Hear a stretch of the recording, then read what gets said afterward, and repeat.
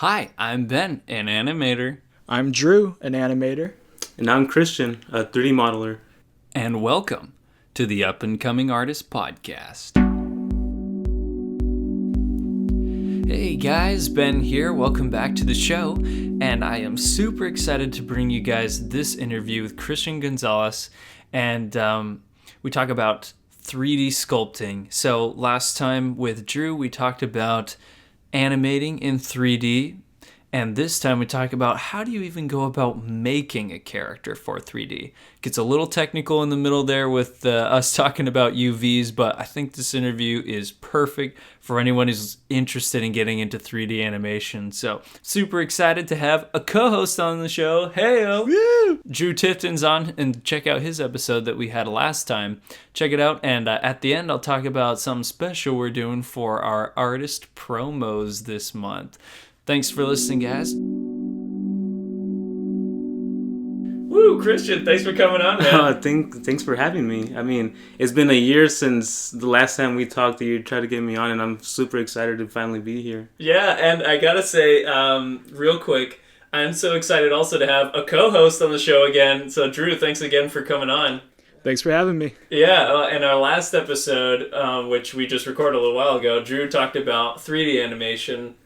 And that got me thinking about, well, we talk in Drew's podcast, we talk about, well, I want to hear about modeling, like and building a character in 3D. And you're the perfect guy to get on the podcast, so I'm going to get you on. Oh, thank you so much. I mean, it's been a journey for me. It's a little over 2.5 years since I graduated school, and I'm honestly at the point where I'm really excited for what the future has for me, and I'm just ready to go and just do whatever I can to get myself through those doors, whatever studio it goes, whatever work comes my way. I'm excited to just push myself through, you know? Yeah, that's awesome, dude. Yeah. So now I think we got to back it up because even though we all went to the same school, which is super awesome, Cal State Fullerton, we didn't. Yeah, exactly. Like I wasn't hanging out with you as much back when we were mainly going to school. Yeah. So I didn't get to hear about how you got connected with 3D modeling in the first place. Yeah. So how'd you get started? Well, I think for me it's a little different than anybody else. Actually, my family is a family of artists, so where my parents came from, their whole town are artists. My cousins are artists. They do murals around the town. My dad used to do murals. He used to help out his friend, which used to do tattoos. Like it's been a part of me since I was a kid, and it's just I knew it was something that I wanted to do as a career eventually. So. Since I was probably in second grade, that was my very first art class that I took, formal art class that I took, and then going on into high school, I was that one kid that used to carry around those canvases around. I was that one art kid, you know. So I always knew that this is what I ended up wanting to do. I mean, going into Cal State Fullerton, I didn't go into the animation program right away. I was actually a scholarship kid going into the architecture program. So wow, I actually started in architecture and started slowly taking classes in art, and I just fell in love with art. I started off first with graphic design because I had taken some classes previously at my high school, and I was like, hey, maybe this is what was meant for me. And after taking my very first animation class, which it was actually brought up to me by one of my friends that I made there at school. They're like, oh, I'm in this animation class and it's super cool. You get to draw all this stuff and it just comes to life. And then when they showed me their stuff, I'm like, man, I really want to try that out, at least like an elective or something until I get into my major classes. And when I took the class, I was like, you know, I need some more of this. And I was so excited at that point to just continue this learning of animation and seeing what else I can go into. And once I got into that 3D modeling class, the intro to 3D modeling, what was it, maybe 5 years ago? Wow, dude, I haven't looked back, and I've been doing it since. Whenever I have a chance, I bust out my computer, go into Maya, and work on some models, and I'm so happy. Like my parents see me the majority of the times I'm at home. I'm sure that both of you guys do that too. Whenever you have some free time, you work on your crafts, and I'm always modeling now. And I'm really excited for everything and how far I've gotten since the early years of me learning. And it was a struggle from the beginning of understanding how the whole programs go and learning new programs and understanding how they're used in a major studio, and then getting to the point where I am right now, where I'm taking extra classes and wanting to get better at my craft, and seeing the growth and my passion just flourish even more, and getting more excited about everything. So I think I'm in a great spot right now, knowing so many people and making so many connections within the schools, especially because Cal State Fullerton, like our art community that we have, just our classes in general, and everybody that we bump into, they're all so friendly. Everyone's so easy to talk to. We make so many good friends there, and there are these connections that have honestly helped me and helped me grow, and they help me continue to do what I really like. And like, honestly, I'm so happy that I went to this school. Like, maybe if I didn't get into the animation program earlier on, I'm so happy that I got to it when I did, because honestly, that was the best thing I could have done. Yeah. And it's how all three of us are friends, right? Exactly.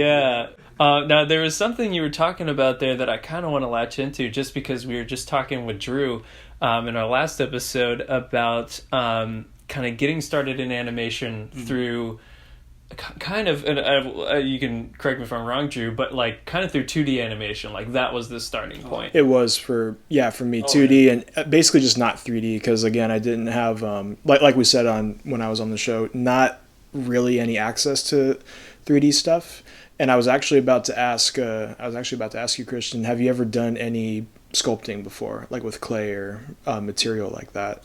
Honestly, when I was in high school, I was lucky to go to the high school that I went to. I went to Searstrom High School. If any of you guys know, it's in Santa Ana, close to Costa Mesa. So it was recently new when I started going there, and my art teacher, I don't remember his name right now, but he was one of the best, most genuine guys that I ever met. When I took his class, he saw that I wanted to learn more. He would provide all the mediums that I would ever want to use, and he showed me how to use all these. So I got a feel of how to use any kind of paint, like oil paints. Oh, wow. Like any paints, like pastels. I got really into pastels when I was in high school. I got into painting. I did some clay work when I was in high school too. And he actually ran an animation club, which honestly I wish I could have taken, but I was at that point there where I really wanted to make this architecture thing work for me. Right. So I was part of this club, and we did a bunch of like little scale models, and I was super excited for that. But like I said, like I'm at this point now where I'm just happy where I'm at. Yeah, I think that's super cool, and I'm glad that Drew kind of asked you about sculpting as well, because it's something I want to kind of talk about. Is for myself and for Drew and maybe some other people who get into animation through 2D, you were getting animation from a totally different perspective through architecture, but it's kind of, and I mean, I know architecture is 2D as well, but it's kind of meant to always be in 3D, right? Yeah. So what is it about the 3 dimensions that really draws you to it? Oh man, I mean, the fact that you're able to make basically anything out of a simple sphere or a cube is just mind-blowing. Like, the way that we start a model is just amazing. Seeing the starting phase until the end, it's just I just really like that. And when I was taking like these classes or going to these clubs in high school and seeing them do these mock-ups with like actual like, what was it, like wood and different materials like that, and then seeing how you can translate this into the new programs within a computer, like 3D programs, and being able to make that process go a lot quicker and a lot faster, and getting the same result and probably even better than what you could have done before, right? And having that little extra security that you're able to fix things if things get broken or if things don't work the way that you want them to work. So yeah, I got into that. Like, I was honestly, when I started college at Cal State Fullerton, when I started school there, I wanted to try everything out too. Like I was interested in architecture still at the time. But that was starting to fade away on me. I was starting to get into 3D at that time, and I really like me. My brother is an engineer, so me and him had this set goal. Like, we're gonna design cars. Oh yeah. We're gonna design cars, and we're just gonna make our own company like that. But it's like, things didn't work out that way. So like, it's still like a dream, that we both have, that maybe one day we'll get back into that. Like right now, the both of us are doing 3D printing. So he got a whole bunch of setups at home, and we're doing a bunch of that. So it's just learning, and it's fun, man. Yeah. So since you brought up architecture, what do you think about environment design, like whether it be for a film or for a game? Is that something that interests you? Maybe some of that initial interest in architecture kind of goes into animation, goes into the world of 3D modeling. Like, how do you feel about that particular field? Dude, like I've seen the environments that like some of my friends are able to do, and it's just mind blowing. Like the results that they get from just like these simple primitive shapes, and it's amazing to see all these buildings and assets being able to get created for either a film or a game, right? And for myself, like I want to get more into environments, but my passion right now has been in characters, and like I've enjoyed learning how to create a character from a sphere going into the final mesh, and being able to texture it and make it just look good. Like right now, I'm experimenting a lot with hair, and as like environments are definitely something I want to get into more, because that will definitely bring the entire story that I want to tell within these characters to life. And I think it's just like, for me, I try at this point right now, I try to take everything in steps, where I don't want to pile so much things in my table right now, and just focus on getting these characters how I want them to look first, and then go on to the next project, the next phase, and maybe go into environments at that point. And not just because things get hectic when you have too many projects on board. You want to give everything the time that it needs, allocated to it, not try to do everything at once. Exactly. And yeah, and that's important, especially in the field that we're at, because we want things to look good, and eventually, like for you, like when you're in the studio, they want you to make the thing as good as you can, and when you have a bunch of projects going on, something's gonna be lacking in some things, right? And and you just want to be able to perform at your best ability, and that's something I'm starting to learn more too, because when you focus on that one thing and try to perfect it, and that's gonna get people to notice you, and that's gonna get people to want to hire you more. And that's what I'm trying to do. And so far I've gotten some people to notice me, and I want to continue on with this journey within characters, and eventually go more into environments too, because I do want to be a generalist and be able to diversify myself in the entire 3D aspect of like any kind of modeling, basically. So yeah, like environments are, I really enjoy environments, and I like how they come out. Although they do take a long time, a lot more than what a character does, right? Like you can make a whole building probably the double, twice the amount of time than what it probably would take to make a character, and then just seeing how you can take the process of making a character to the same like sake of making an environment, and just by learning, just letting myself like learning how to make this finished production quality piece, I'm at the point where I'm pretty confident that if I go into an environment, that I can basically get to where I want to get. Yeah, that's awesome, man.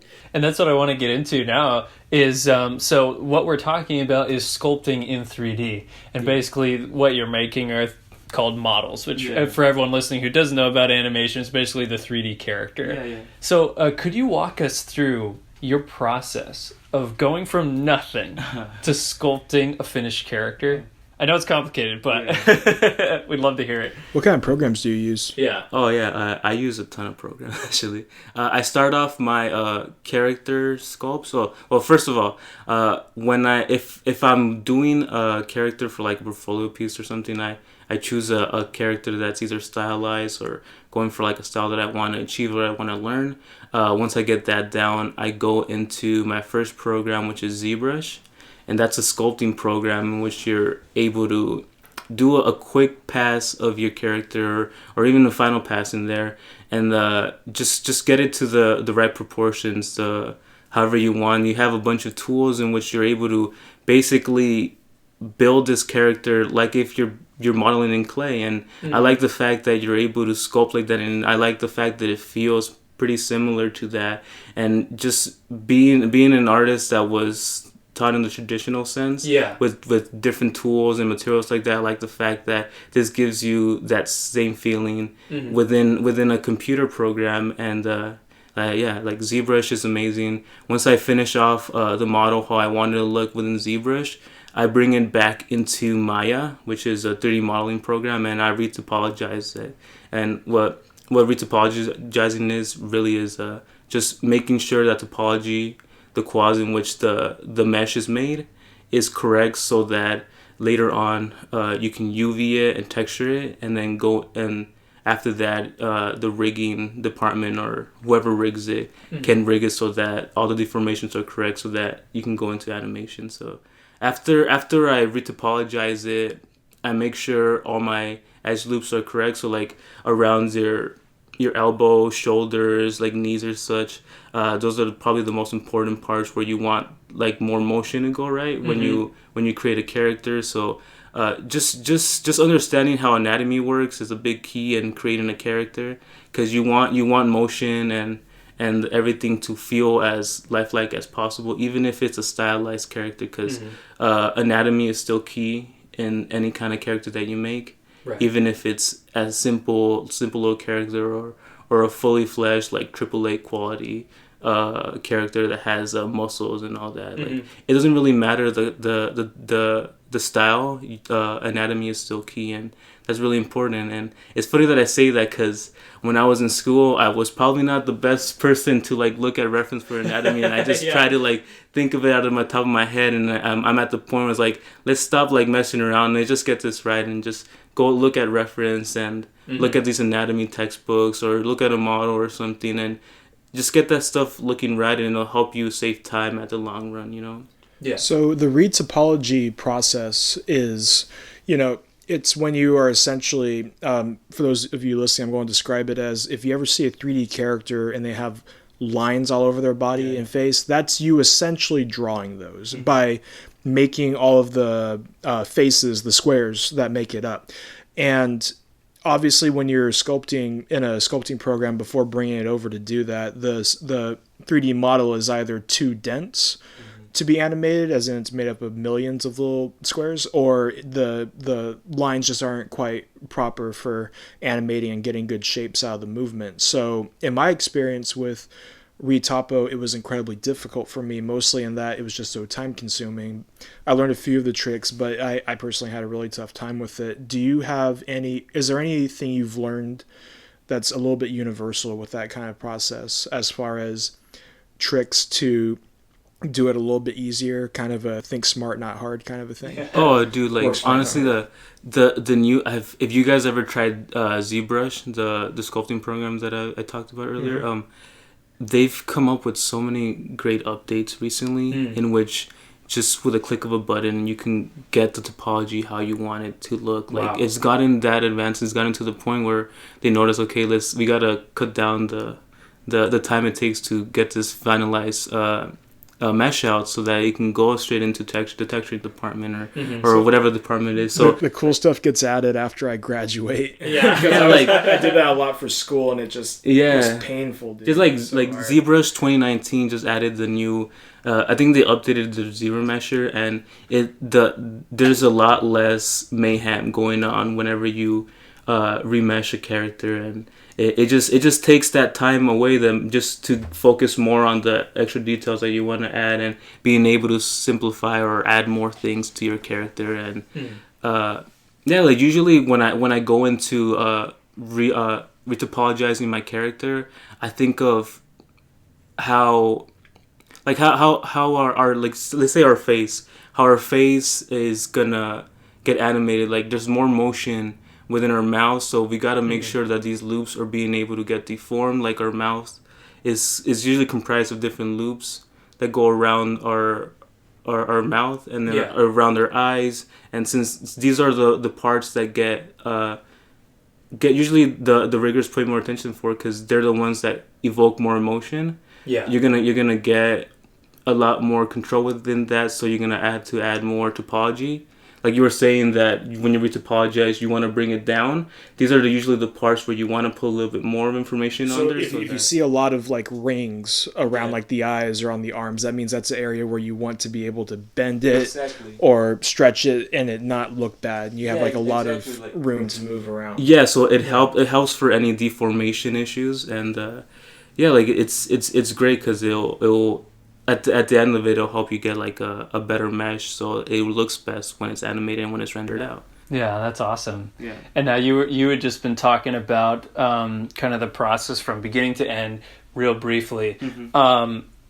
You were also talking about anatomy. So when you're looking into sculpting, and you have like, you want to create just that base, and you talked about at the beginning, like kind of just starting with a sphere or something. Is it literally just that, or you just building basic shapes? It really is just that. Like earlier this year, I took a class in CGMA, which I really highly recommend for any of you guys getting into that. We can talk more about that later. But yeah, we do.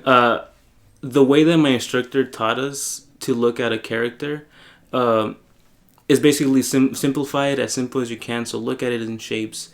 And the way that I started approaching my characters from this point on is we, like, our bodies is really composed of spheres, cylinders, and just a lot of spheres and cylinders. Or like our arms are cylinders, and our palms are basically a half sphere, which cylinders are extruded out of. And that's really like a simple way in which you can approach creating a character within ZBrush to get those proportions in as fast as you can, so that you can go in there and start sculpting out. So it's a bunch of shapes. Like, cut it down into shapes, and you can get to your end process a lot quicker. Yeah, that's awesome. Yeah. Now, I had a question, and this will also be for people who are listening. So, depending on which kind of character you're doing, different levels of detail. Do you go in with that heavy detail at the beginning before you retopologize, or do you put those in later? You can do a little bit of both. Usually, when I work on let's say if I'm doing a concept of my own, and I'm like, I just have an idea in my head, I just want to block it out in ZBrush, I'm gonna go as detailed as I can, just because I want to capture that thought that I have in my head. And so I'll add as many details as I can at that point. But once I see that I'm far enough, I'll go into Maya and I start thinking about cleaning up my meshes, so that eventually I can texture these. Because at the end of it, you want this mesh or this character to look production quality, and you want to be able to texture or have proper UVs on it. So at a certain point, I usually stop and I bring it into Maya. Once I retopologize it and then make the UVs, I bring it back into ZBrush, and I go back again and add some more details in there wherever I see that I can push that a little bit more. So you want to tell us a little bit more about UVs? Yeah, and texturing. Yeah, UVs are basically a map in which you put texture in, like colors. It's basically sections within the body that you cut up, and you lay textures over it. Like, I don't know another way to explain that, you know. I have a good way, and it's kind of perfect because the holidays are rolling around. There's a candy. There's always a variation of this, but it's like a little chocolate Santa. The wrapping on it is if you unfold it and just lay it down flat, and you see just like this printed picture of like Santa that looks kind of weird because it's all like stretched out. But when you wrap it around the model, which is in this case the chocolate, it looks all correct. It's all kind of in the right place. So what it essentially is, it's almost like knitting a blanket in some ways, I guess you could say, or like knitting clothes, or like the seams on clothes. If you rip them apart, the seams, like that's kind of like what it would look like. You're essentially, creating skin for your character, you're going to or model, so you could then take that into like that stretched out like data of the image of all the lines that you created while retopoing. You can then take it into whatever program you want to, color on top of it. Like the face is all stretched out, and those can look really funny. I was watching the behind the scenes of a Gorillaz music video, and I think either the director or it might have been Jamie Hewlett, the creator, was looking at the retopo, and he was like, "Oh, it looks so funny," because he looks at the stretch, the face all stretched out in the UVs, and it looks kind of odd because there's also no eyes. They can look kind of creepy. Oh no, definitely can. Well, that's cool, man. And so since we're talking about UVs and texturing, so kind of going from your, gray or red sculpt or whatever it ends up being to that finished texture, where do you texture? Do you texture in a separate program? Do you do it in ZBrush? How do you do it? It depends on whether or not you're trying to go for that final phase. Like, usually when I create a character, I do a base texture within ZBrush, and they have this thing called polypaint in ZBrush where you can add colors within there and paint it, so you can just get like a sense of what the character is gonna look like at the end. But usually after you UV it and you lay out the UVs, I usually bring it into Substance Painter or Mari, and these are texturing programs in which you can get lifelike textures on there, and it's just amazing. Is there any real difference between Substance Painter and Substance Designer? Because I tried them both, but I don't remember them that well. Designer is a way that you can create like materials and stuff. Like Painter is just like this. What it is, it's like painting textures on. Oh, so materials as in like a particular, I don't want to say texture, but like maybe it has a gloss to it, or maybe it has like a roughness to it. That's kind of like what it's for. Yeah, like you create like procedural textures within, like you say, like you're gonna make. I see what you mean. The procedural stuff, like a brick for a wall. Yeah, exactly. You create that there, then you can actually import those materials into Substance Painter, and then just flesh your entire scene with them, and you can create this simple plane look into this great, I don't know, terrain. So yeah, you can add so much details with that. Yeah, that's awesome. And that's kind of what I wanted to get into next is like, you have a great and amazing history in art. Like, I wasn't drawing in pastels when I was in school, you know what I mean? Like, as a kid. But you also look to a lot of great artists, too, to, like, draw inspiration from for, like, your sculpts and stuff. So one I was just looking at is by Anton Voronovich, I think is his name. Yeah. So could you talk about that sculpt? Because you were talking about anatomy and then as well pushing proportions and pushing shapes. How did that kind of character come about, and like anything that you learned through doing that process? So that character I actually created for the CGMA course that I took earlier this year. So this class, the way that the instructor taught it, her name was Hannah Kang, and she's actually a modeler for DreamWorks right now. So it was really great being able to take this class, and the way that she instructed this is really just to get that production quality mesh out. So we didn't really get into the texturing for this class. What I used there was more of the polypaint that I mentioned earlier, and just I brought it in, I just rendered it out and made sure that looked great right there. So I wanted that piece to basically push me a lot, basically out of my comfort zone, and just going through the class and trying out different techniques that they use within DreamWorks. It's just pretty cool. And yeah, I mean, that's awesome, man. And I think like I was just looking on your Instagram, you have some really cool sculpts where you're pushing shapes. Yeah. Like I was just looking at the Mystery Machine one that you did, which by the way, for everyone who wants to learn about kind of what a 3D mesh looks like, I believe you have it if you slide, on Instagram over the photos. Yeah. I think you have the mesh. Yeah, like like whenever I post a new pic on Instagram, a new model on Instagram, I like putting like a rendered pass and just putting how the topology looks, just for people who can get a sense of how low or how high you want to go into. And that's something that people have been telling me that is great to show and great to put in your portfolio, because it shows them that you're able to make that character and you can create it in that production quality. And a lot of the times you might have like a limit of how much topology you can get depending on like the render that you use. And yeah, I mean, it's just great to show like the overall, the entire like project in a sense within like these platforms, right? Yeah, that's awesome, man. Yeah, I mean, and looking at your stuff too, it's really professional looking. It's very clean.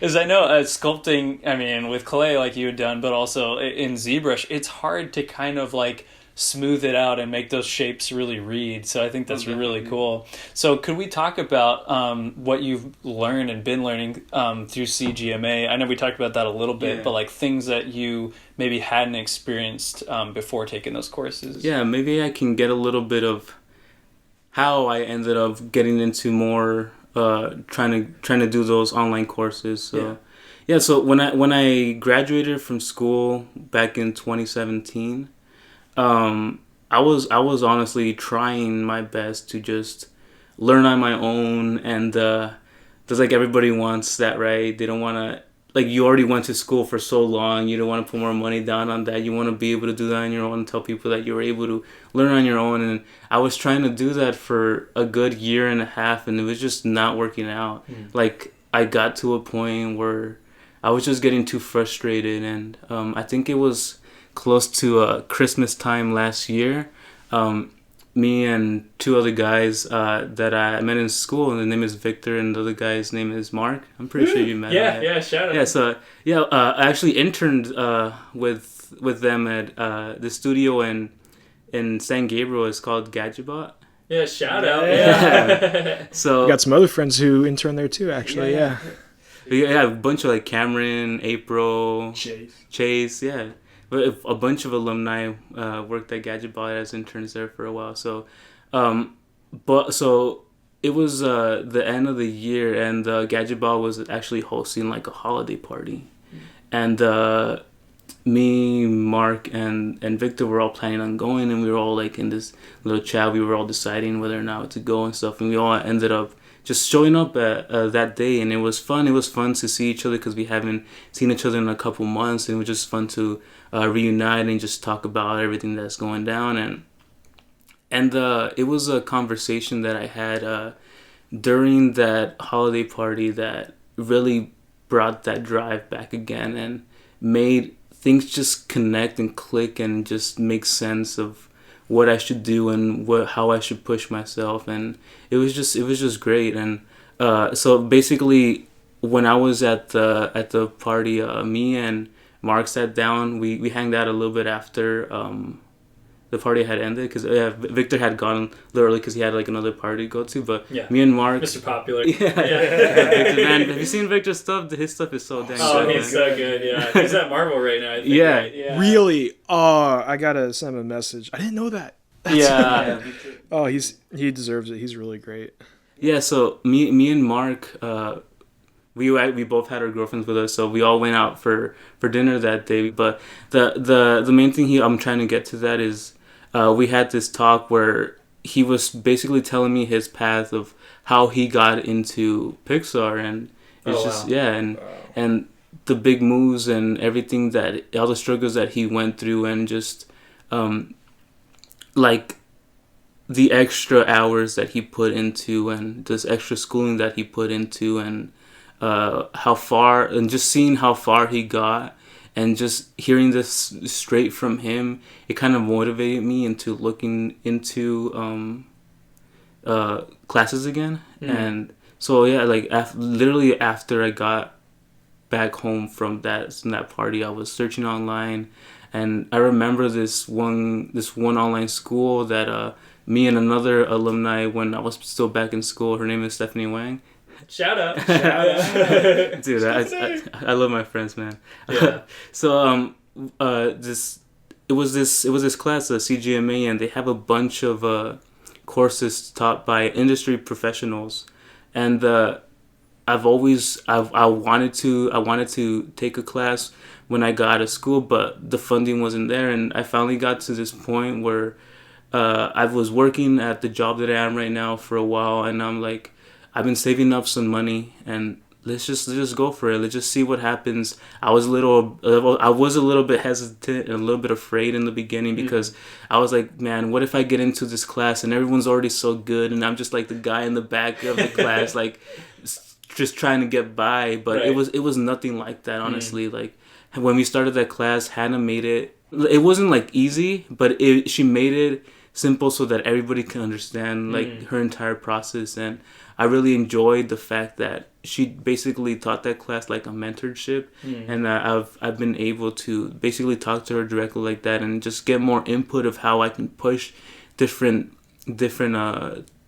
processes within my modeling, and just it's just been great the fact that I've been able to just push myself and just take these classes, and just seeing how my work has changed in such a short amount of time, and it's just great. Like just recently I just got into this other class too at Mold 3D, which is basically a look development course where they teach you how to texture your characters, and it, honestly, if I would have known about this class earlier, I probably would have taken it right after I took Hannah's class, so that I could have taken that character, the warrior character, a lot further, and just seeing how far he could have grown. But yeah, like honestly, CGMA is great for anybody that is just wondering how they can push themselves a little more. They have a ton of classes, whether in animation, 3D modeling, texturing, and effects. They have a ton of courses like that, and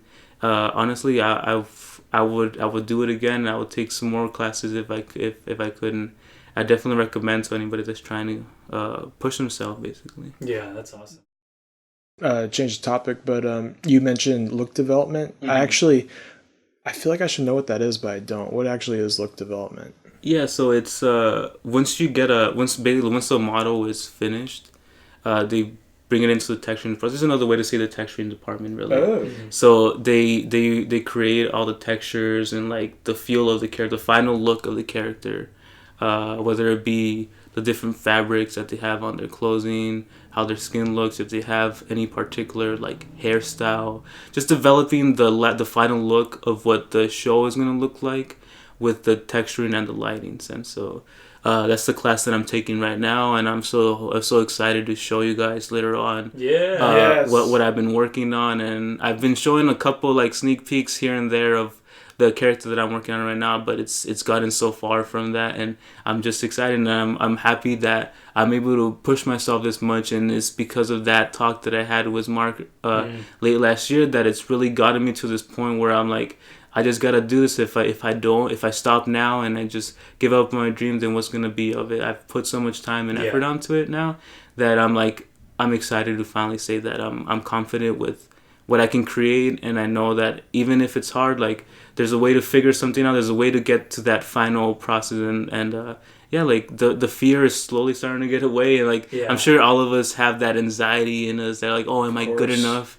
Am I good enough, or can I even get this piece looking how they want it, or like that, having that fear, or even trying, really. And I think I'm past that point where being afraid of trying, like I'm excited to try something different, and I'm excited to try new models and new techniques, and just seeing how far I can push my work, and it's all a lot of fun, man. That fear, it's genuine, man. But and everyone goes through it. I still kind of feel that way at times when I'm like, I'm not getting to where I thought I would be this time in my life. What's wrong with me? And every professional I've spoken to, they'll tell me that like it's very rare anyone gets as lucky as you think you're going to get.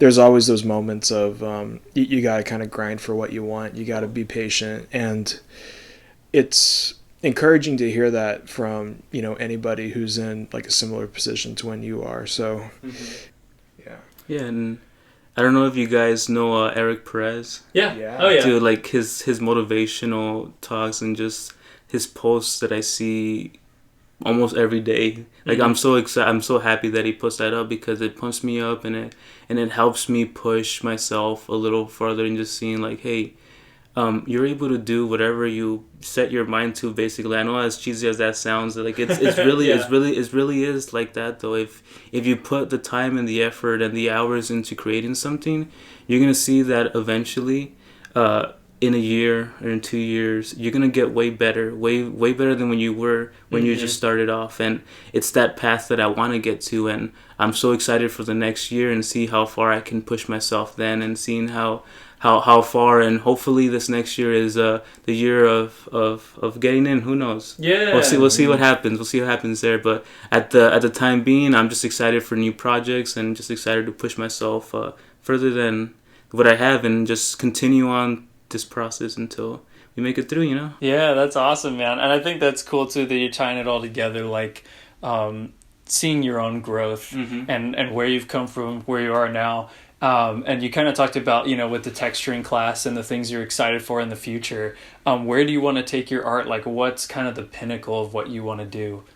Oh man, I have big dreams, man. I have Making cars with your brother. But besides that, Yeah. when I got into animation, it was always a dream of mine of just being able to produce your own work, and I want to be able to do that one day. Produce a film for I don't know, any studio, or even create my own studio. I want to be able to produce my own work, and just say like, hey, I started this from the ground up, and it'd just be great to be able to tell my family later on, and just having them see that the extra time that I put into my work wasn't for nothing. It was for something, you know. Yeah. Yeah, and I think that's great.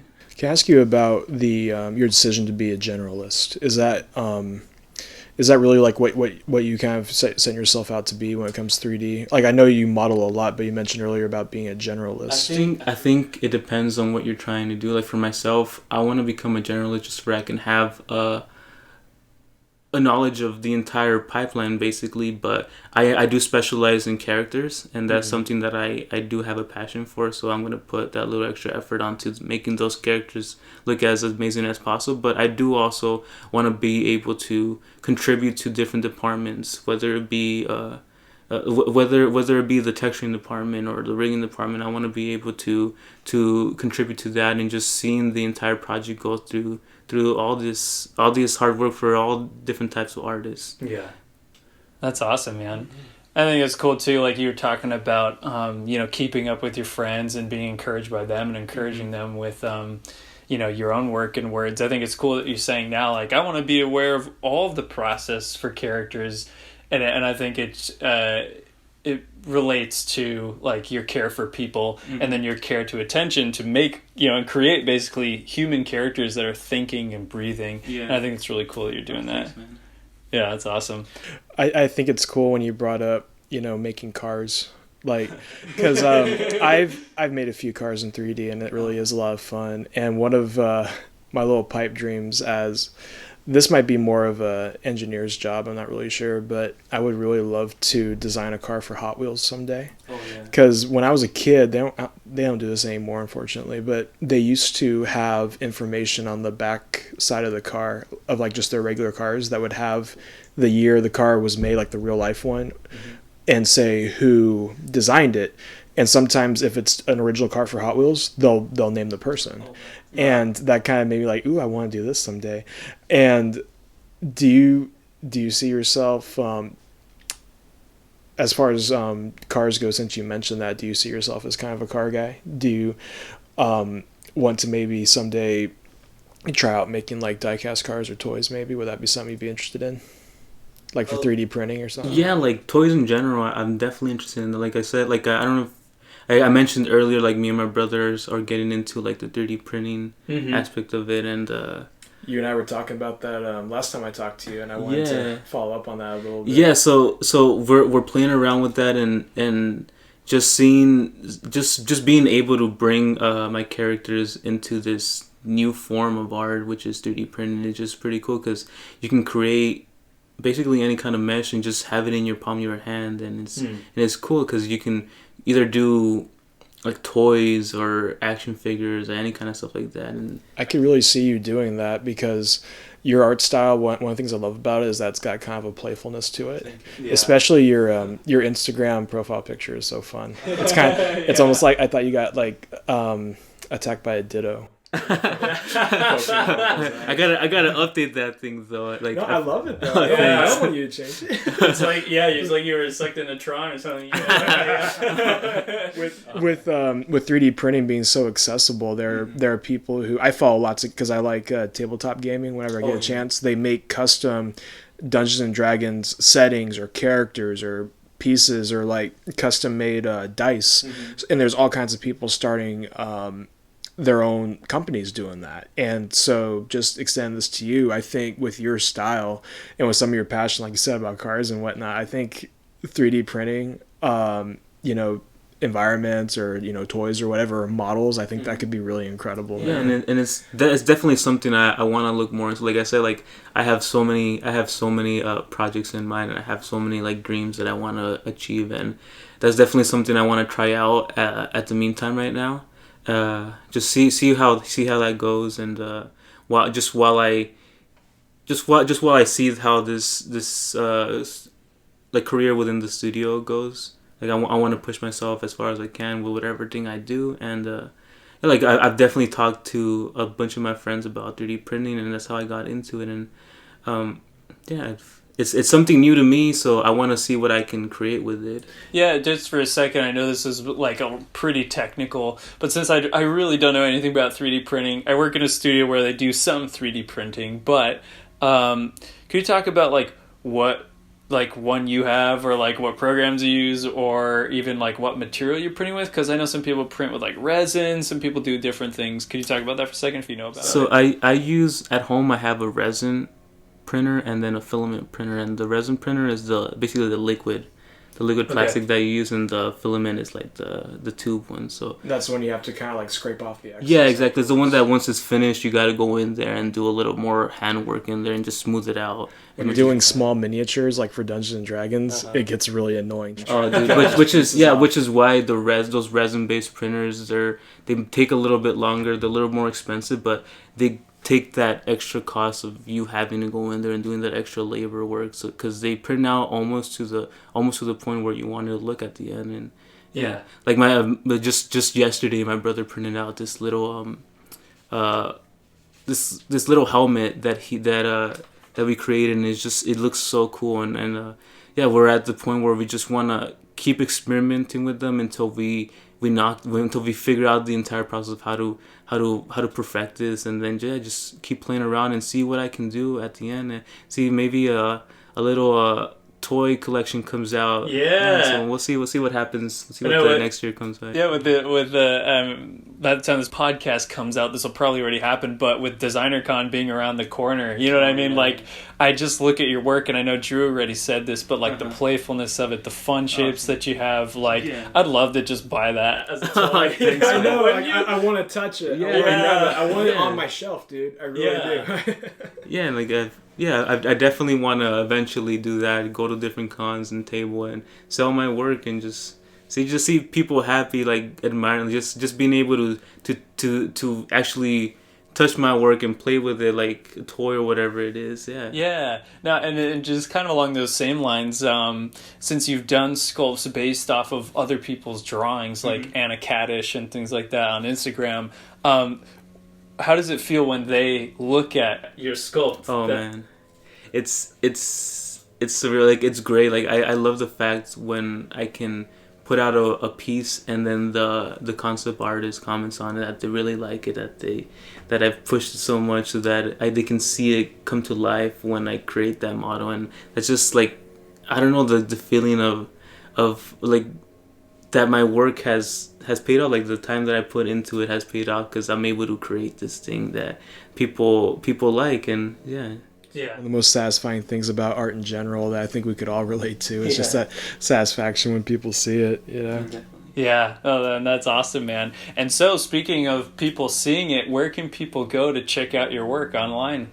Yeah, you guys can follow me on Instagram, Christian GONZ06, and I do have an art station. ArtStation is a really good resource, by the way, because it not only is where a lot of people go to employ artists, but they also post jobs on there. Yeah, and I've actually recently started using ArtStation as my main portfolio. So if you guys know of ArtStation, my ArtStation is Chris_Gonc.artstation.com. So if you guys want to follow me or just look at my work, you guys can go there. And yeah, I mean, I can tell you guys this next year is going to bring a lot more stuff on there. So keep an eye at that. Yeah, I Can't wait. Yeah, I know. Seriously, like Drew said, I mean, I can't wait. Like hearing about the CGMA classes and, I mean, the 3D printing that you're doing. Like, we're so excited for your art and what you're doing. So that's why we're so glad to get you on the podcast. Do you have, as just kind of a last thing, like any word of advice or anything that you want to just shout out to anyone listening? I think the one thing I have to say is, like, anybody that is in that point in their life, like what Drew was saying earlier, that wants to give up or doesn't see themselves going or being able to continue in this process of art, and just seeing that their work hasn't gotten to the point where they wanted to, just honestly, like, don't give up on that. And there's always different things you can look for, like these classes that I'm taking right now. Like having friends, like I've been lucky enough to be surrounded by people that have been helping me out through this and just showing me like maybe the path that I could go to, and just making it easier on myself so that I can continue on creating art. And just, yeah, I mean, yeah, it's hard at times, you know, when you don't see progression happening, but yeah, just continue on your work, and you'll see that whenever you put more time into your work, that you'll definitely get better, and it just is a matter of time when you get picked up, right? And I'm still at the same point right now where my work, I'm seeing where my work can where my work can lead, and just I'm hoping for the best in the future, and the same thing goes for everybody else, right? Yeah. And it's just creating art is amazing. Is definitely what's bringing me the most comfort, and it's what I love to do, and whenever I have free time is what I do, and it's fun, and I don't really consider this work because it's fun. It's fun stuff, you know. Yeah. And being able to get paid to do this is freaking great. That's the dream, man. It's like if you have fun doing what you do for a living, it's like you never work a day in your life. Yeah. Well, dude, thanks for coming on the podcast, and I really appreciate it. Like, even back when we were in school, I always looked up to your work, as I didn't do much 3D, and you were kind of ahead of me and Drew in school, but we always looked up to it. And now just seeing, like, even you were good back then, and now seeing what you're doing now, it's just incredible. So thanks for coming on the podcast. Oh, thanks for having me, man. It was a pleasure talking to you and catching up again. Yeah, I know. Yeah, well, we'll hang out after the recording too, and hang out. Well, cool. Thanks, guys. Thanks. Thank you. And that concludes our interview with Christian Gonzalez. Everyone, make sure you do check out Christian's work on Instagram at Christian GONZ06. Check him out on ArtStation as well. And also check out my co-host for this episode, Drew Tipton's work on Instagram at Drew's Sketchbook. So, as you know, if you've been following us on this podcast for the last 6 months, Christian, who was not the Christian in this episode, but Christian, my brother Christian, who I used to do the podcast with, and I were tabling at Ground Zero Animation Expo back in June. And we had the opportunity to meet so many great artists, and on the podcast we've been able to shout them out. But for our very last one, the one we're putting out, hopefully, fingers crossed, in the month of December, we are doing it as a video. So if you met us at the event and we haven't shouted you out yet, hopefully you're going to be in this video. And I'm bringing back my original co-host for this video. My brother Christian is going to be in the video too. So thanks everybody for coming and meeting us at the event so that we could shout out your amazing work. And for everyone listening who's on Instagram and they're like, oh, I want some new cool artists to follow. These are definitely some great up and coming artists that you're going to want to check out. So check out that video. It's going to be on YouTube. We'll be putting it up hopefully sometime this month around the holidays. And thank you, everybody, for another great year of the podcast. Or really kind of like our first full year. Wow, it's kind of crazy. So thanks for listening, everybody. Check out Christian's work. Check out Drew's work. And in whatever area of art you enjoy, keep on creating.